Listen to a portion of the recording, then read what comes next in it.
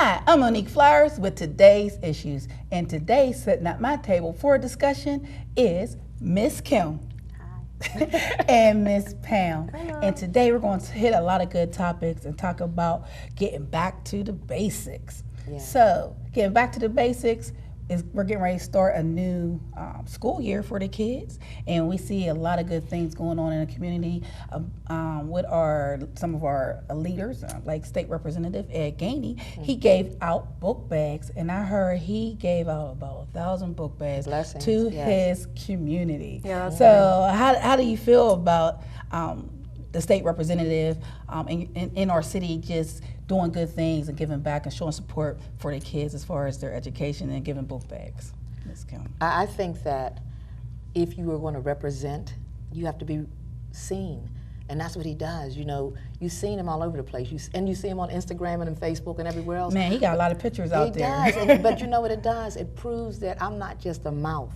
Right. I'm not just writing down on a piece of paper, I will do this, and you voted for me for this. But I'm showing you that I did it. Right. You know, so there's pictures of him all hugged up with old ladies and little kids and dogs and, you know, leaning up against the wall. He's like, what's up? Yeah. I love that because it makes him real. It makes him a part of the community, you know? And Right. so if you're going to say, if I'm elected, I will give you book bags. If I'm elected, I will work in the educational system.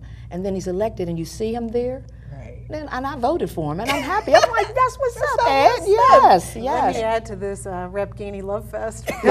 I love Rep Gainey. But the one thing, I mean, not only is he helping in the community directly to kids, but he's fighting in Harrisburg for money for education, which, you know, you got to be able to do both. And that's one thing that I see. He's fighting, you know, we don't have a budget right now. Yes. No budget? There is no budget. What? Yeah, we have no state budget because Wow. they're arguing over, the legislature is arguing over whether to put money into education and where that money's coming from. That So doesn't make our- any sense. You got to no. educate the kids. Absolutely. Right, yeah. But at this point, they'd rather give money to corporations. Privatize the school system. Privatize the school Yeah. system, you know, give tax breaks to UPMC. What? Yeah. And so, I mean, it's very important to see our state reps out there, or councilmen, council people, whoever, community organizers. You know, because I know a lot of community organizers had a great deal in donating a lot of the things that State Representative Gainey needed to hand out, as far as the book bags, the supplies that go in the book bags. They just Yes. didn't give them book bags. They Yes. gave them, like, let's put some crayons and some Pencils, notebooks and yeah. all that good stuff to go in the book bag. And his behind the scene teams to come.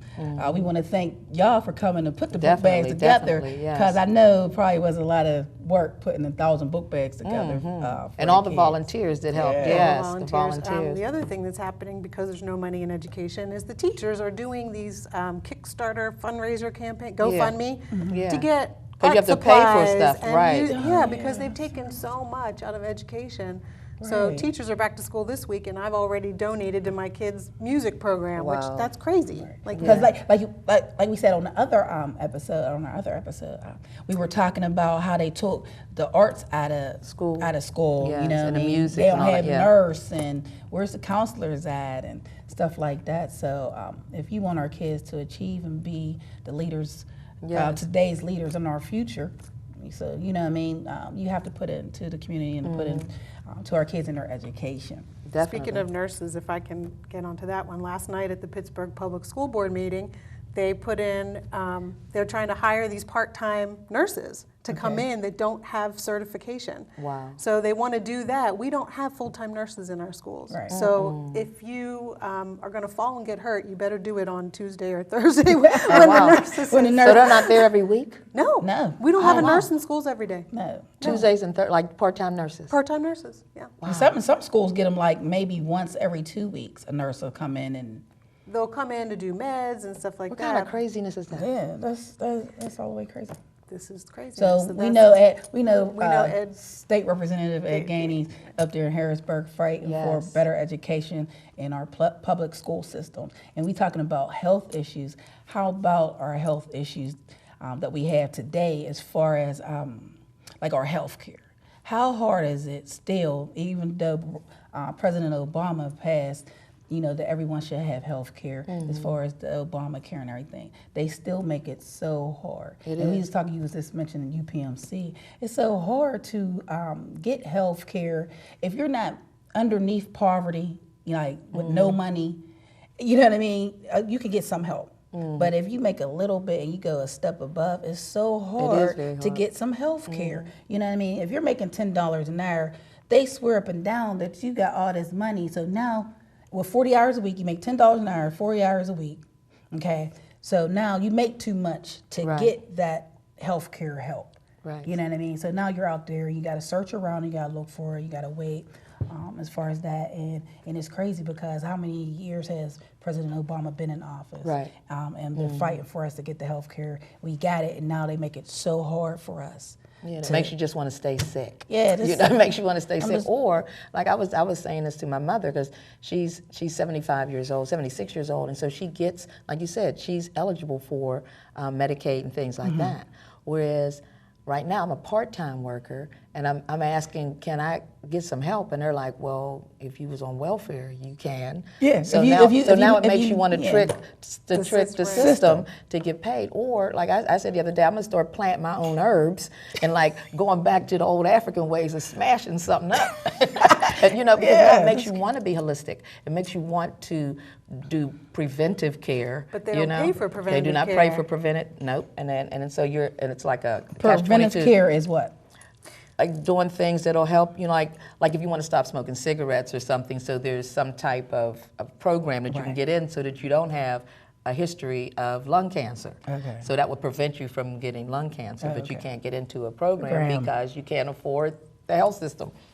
Yeah, it's a circle. That's crazy. I know it's probably rough for even in single parents if they have kids and they're working. Oh, yeah. Well, yeah, and if you're working and you don't get time off to be sick, right? You don't get paid. You don't get paid if you're sick at home, or if your kid's sick at home. No. So what do? You go to work. You go to work sick, and you get everybody else sick. Didn't they just approve the paid thing? They did. I'm sure they'll fight it, but they did. Yeah, because that would be awesome. What is that?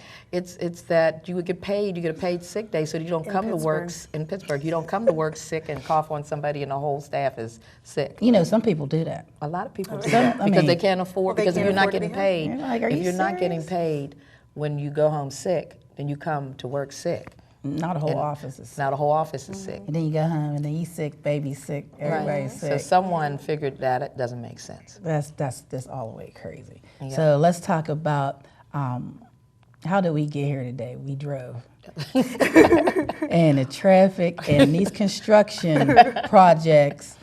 Hey, Rich Fitzgerald. Hey, Bill Fitzgerald. Hey. We are tired of these constructions. It seems like everything's done at once. Everything's done at once on all sides of the town. You got all these constructions, and then especially at night, I be seeing like almost some accidents happen. Well, the street right by my house, like so I can hear Penn Avenue, I was hearing all these like trucks backing up. I'm like, what is that? And they're tearing up the whole street because they're going to redo it, but they're doing it in the middle of the night. Wow, so you can't sleep. No. And if they do it in the day, you can't drive. If you do it in the day, you can't drive. Yeah, but why do we need all these constructions going on at the same time, like on every side of town? Like you cannot go nowhere where they're not. Yeah, that's the bridge is the bridge, like the Birmingham Bridge. You got like 2 little lanes, like almost gonna kill yourself, and people are still trying to walk on that bridge. Oh yeah, that's scary. What are you doing, walking on the bridge? Yeah. But you gotta fix the bridge. Yeah, you gotta fix the bridge, but the people gotta get across the bridge, and then you get across the bridge, and the traffic is backed up, and the buses, and then you go downtown, and we still got that bottleneck going on down there. I'm sure there's a commission that you could get yourself on. Who do you talk to about that? Hey, Rich, Fitzgerald, hey, Lavelle. Like I don't mind them fixing our bridges, fixing our roads, because of course they need done, but we don't need to be doing them all at the same time. Like they closed down the tunnel. Right. When they closed down that tunnel. And then you still have football games in Heinz Field and all that. So it's like not just a jam, it's like evilness happening. Crazy. That was all the way nuts. But when we come back after this message, we'll continue our discussion with today's issues. and you're watching Today's Issues. And we're back, and we're here with Miss Kim and Miss Pam again, and today we're having a good discussion about back to the basics as far as can we just get our streets back together and not have all this construction all over the place, because I know it's affecting the ways we get to work and school. So I know it's affecting the school routes as far as we're having all this construction going on in the city. So I heard there was a lot of issues going on with our bus drivers, as far as getting enough bus drivers and the bus stops for the kids, and kids, being at the wrong bus stop for the wrong school and everything. So yeah, I have to say that's probably the toughest job in the district right now. Trying to figure that out, the bus routes and everything, but there is definitely a shortage of bus drivers. My guess is because they don't pay them anything. Yeah. I don't know, who would want, would you really want to be a bus driver? I used to drive the bus. Did you? Yeah, I used to drive the bus back in 1993. Oh, what was that like? It was national school bus, now it's late law. We got paid differently. Okay. This is you're contracted. Yeah, it was 1993, so we got paid I think it was like the first run you got paid $23. The additional run was $12 a piece. So you can do 2 runs plus like a midday or something. So by the time you get done with your day, you're up to $55, $60, which now I think they're getting paid by the hour, which is nothing if you're on a bus route and your run is only 2-3 hours. Right.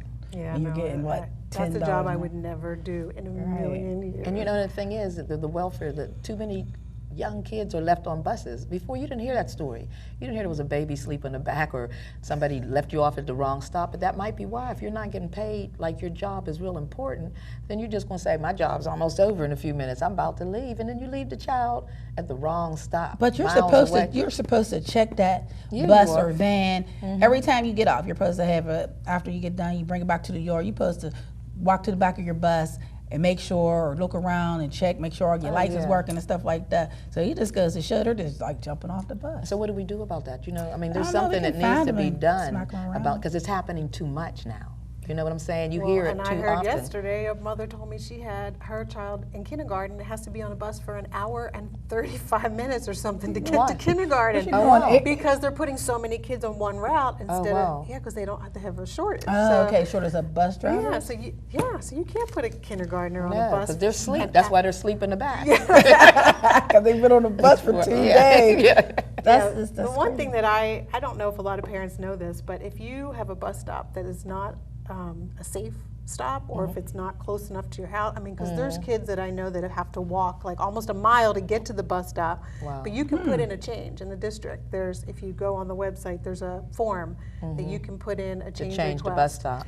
Yeah, and that's a good thing to know. Yeah, and I don't think a lot of people know about it. But you have a right to change your bus stop for your child, especially if you got a little child in the area where they want your child to stand at. It's kind of questionable. Right. You know what I mean? You can call and call out to the Board of Education. Yep. Talk to Ted. What is it? Ted? Parent hotline. You don't get to talk to nobody no more. I already say Ted Vassar. Ted Vassar. Actually, the transportation department has a whole list of all the, which school, if you go on the website, you know which school and which person you're supposed to talk to, which is amazing because you don't get a lot of information. Or Miss Lori. She works for transportation too. Her name is You know everybody. We used to drive the school buses together. Now she's up there with transportation. But if you have any questions or doubts about your child catching a bus, or the area where where your child has to catch the bus, you do have rights to change that bus stop and call the people. What you say, the parent hotline? Yeah, you can call the parent hotline. Parent hotline. My mom works for the Board of Education. You can call Monique. I'm like, let me get my mama on that, But yeah, you do have rights. So we're talking about parents and children's rights today, as far as. Yeah. So the one thing that I think a lot of parents don't know is that when you go back to school, you want to make sure that your child is set up to succeed, right? If your child had an issue last year, academics or behavior, my suggestion is to talk to your teacher, tell the teacher, what what your concerns are for the year. And if you think that your child might have a disability or so say your kid is doing really, really great in English, but math, they're just not getting it for some reason. You know, they're in 3rd grade, 4th grade. Don't wait. You know, tell somebody. Say, I think they need to be evaluated. And you really have to be diligent. You have to with be your diligent. child, Be and on it, you know, you have to be on it. You have to set up them parent-teacher conferences with whoever's their team leader. You know, because I know teachers have team leaders now on each grades and stuff like that. So they have your team leader. You have to set up appointments with them. You have to set up appointments with the counselor and the vice principal. Whatever you need to do, you have to follow through to make sure your child gets that help. And it should be simpler. The law actually says that if a parent comes in and says, I would like my child evaluated, that starts the clock. You can tell the teacher, you can tell the secretary, you can tell the principal, it doesn't matter who. And so you're saying make sure you keep it in writing? it doesn't even have to be in writing, As but long my as you say suggestion it. is putting it in writing. The problem is they're not training the teachers and secretaries and principals in some cases, so they don't even know that that's the law. But anytime that you think that there's an issue and you just want them to be evaluated, doesn't mean anything's going to happen. You just want to get some real evidence to see, is it a disability or not? Even if it's not a disability, the school needs to address the issue. But there's a lot of things that are happening behaviorally where it's not really a behavior problem. It's a educational learning disability that manifests itself in a child's misbehavior. So it's really easy to punish kids and to push them out and to say that there's a behavior problem, but we need to make sure that it's not actually an academic issue that needs to be looked at. So I'm really I just want parents to know that they have rights. It's not an easy system, and because I know for my son, I had to do a lot of footwork to help him get assistance as far as in the school system. And being that I used to work for the school board, I kind of knew what to look out for as far as my son's not processing his information good, but he was a really good kid. So him being his behavior not being a problem, and everybody liked him, they was like, oh, he's fine. There's nothing wrong with him. I love Gene. He's adorable. Oh no, he just needs to focus. But as a parent, you know that something's not focused. And I think really when you speak to a teacher and you say to a teacher there's something wrong, the teacher knows that if she doesn't do something, or they should know that this parent is going to be on me. Especially when you do the first time, then the second time, it's like, I'm coming to speak. Can I speak to you for a minute? My son's not doing his homework the same way I thought he would be. So now the teacher knows there's a parent that's an advocate for their child. And the same thing happens when you don't. They're like, Bobby's not learning, but his mother doesn't care. So that's the important thing. Like parents don't sit back and wait until they get to like 10th grade, and then now you want to address the issue. But it's not that parents don't care; they don't know what to do. And like this is a book that comes out from the Education Law Center. It's like $26. And it's about rights.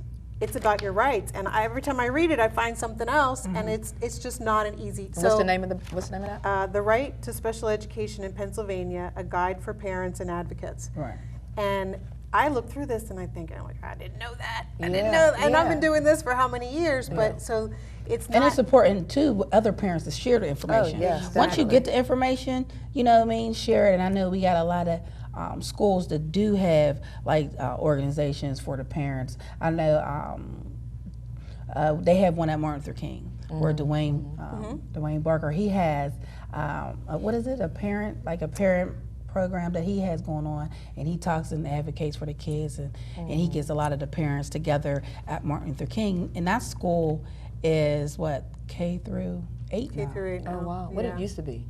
It used to just be K through 5th grade. Oh wow. But now it has older kids. Now it has older kids, so you really need that parent engagement. You really need to know what to do as far as your child getting the proper education and the proper help as far if your special needs, behavior problems, whatever the case may be.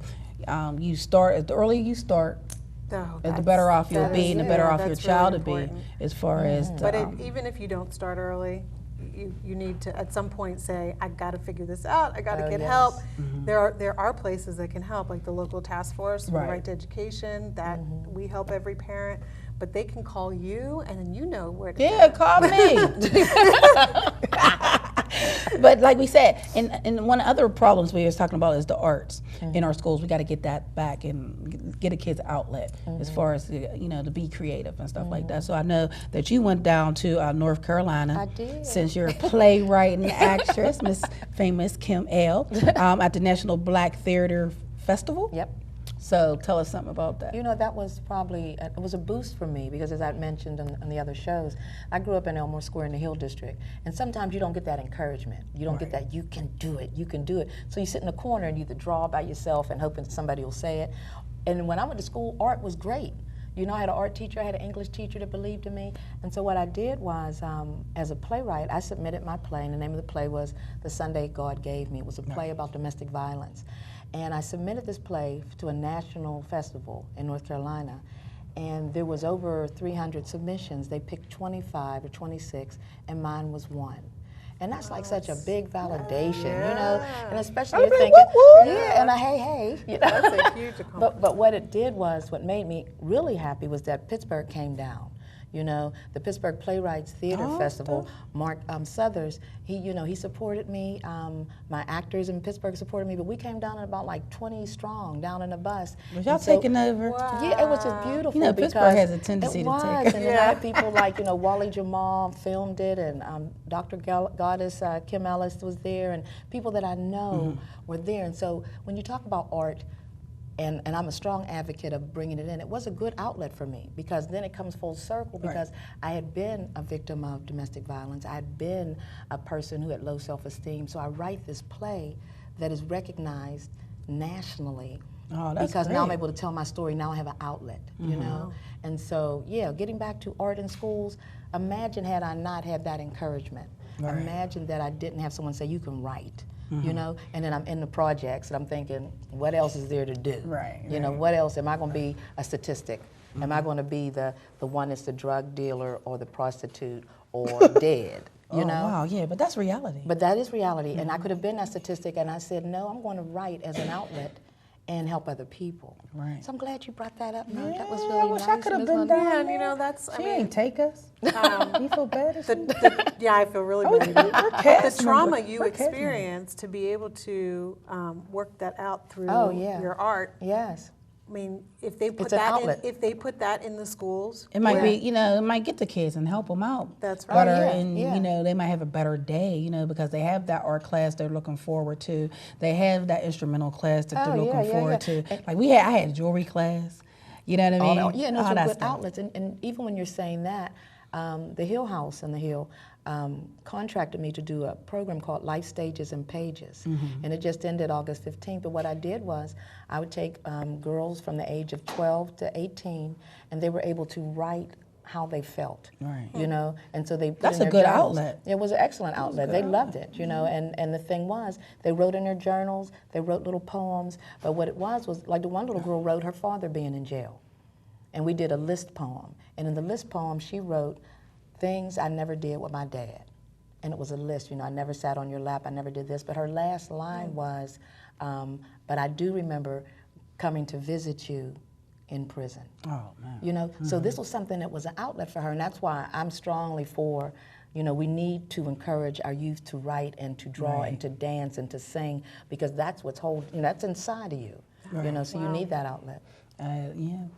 We need the outlet. Yes, adults, yes, as adults, we need that outlet and everything. So that's great to know. But ladies, we had a wonderful discussion. Yes. Thank you so much, Miss Kim. Thank you for inviting me, Miss Mo. Thank you so much, Miss Kim.